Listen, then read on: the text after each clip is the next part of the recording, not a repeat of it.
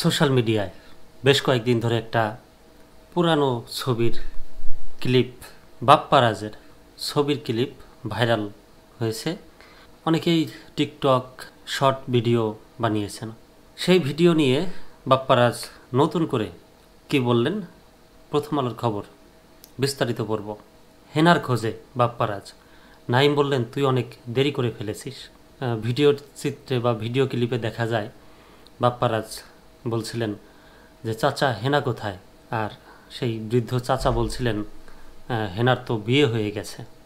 সেই বিষয় নিয়ে প্রথম আলোর একটা প্রতিবেদন পড়ব। হেনার খোঁজে বাপ্পারাজ, নাইম বললেন তুই অনেক দেরি করে ফেলেছিস। চাচা হেনা কোথায়? 1996 সালে মুক্তি পাওয়া প্রেমের সমাধি সিনেমায় সংলাপটি সামাজিক যোগাযোগ মাধ্যমে ভাইরাল হয়েছে।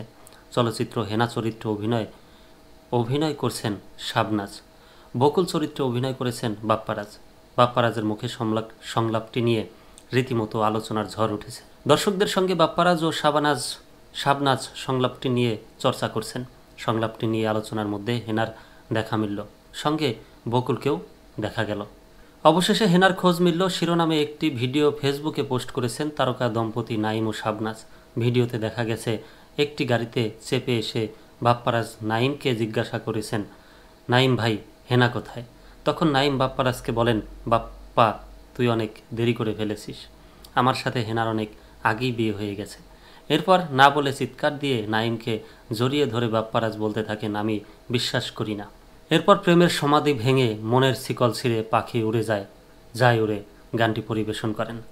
পাখি যায় উড়ে যায় গানটি পরিবেশন করেন কয়েকজন। সামনে দিয়ে হেনাকে হেঁটে যেতে দেখা যায় 29 বছর আগে মুক্তি পাওয়া প্রেমের সমাধি ছবির পরিচালক ইফতেখার জাহান। আর ছবির কাহিনী, সংলাপ ও চিত্রনাট্য করেছেন দেলোয়ার জাহান ঝন্টু।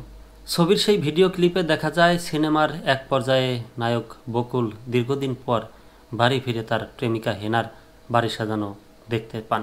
তিনি হেনার বাবাকে জিজ্ঞেস করেন, চাচা বাড়ি ঘরে তো সাজানো কেন, আর হেনা কোথায়? চাচা কথা বলছেন না। চাচা কথা বলছেন না যে, চুপ করে আছেন কেন? জবাবে চাচা বলেন, হেনাকে তুমি ভুলে যাও, হেনার বিয়ে হয়ে গেছে। বকুল তখন আবেগ আপ্লুত হয়ে বলেন, না না, হেনার বিয়ে হতে পারে না, আমি বিশ্বাস করি না। এরপর প্রেমের সমাধি ভেঙে মনের শিকল ছিঁড়ে পাখি যায় উড়ে যায় গানটি পর্দায় বাজতে থাকে। অনেকটা মজার ছলে সেই দৃশ্যই রিমেক করেছেন বাপ্পারাজ শাবনাজরা। দীর্ঘদিন পর সংলাপটি সামাজিক মাধ্যমে পুনরায় জনপ্রিয়তা পেয়েছে। অনেকেই এই দৃশ্যের ভিডিও ক্লিপ শেয়ার করছেন এবং নিজেদের মতামত ও অনুভূতি প্রকাশ করছেন। তবে ঠিক কী কারণে সংলাপটি হঠাৎ করে ভাইরাল হলো তা স্পষ্ট নয়।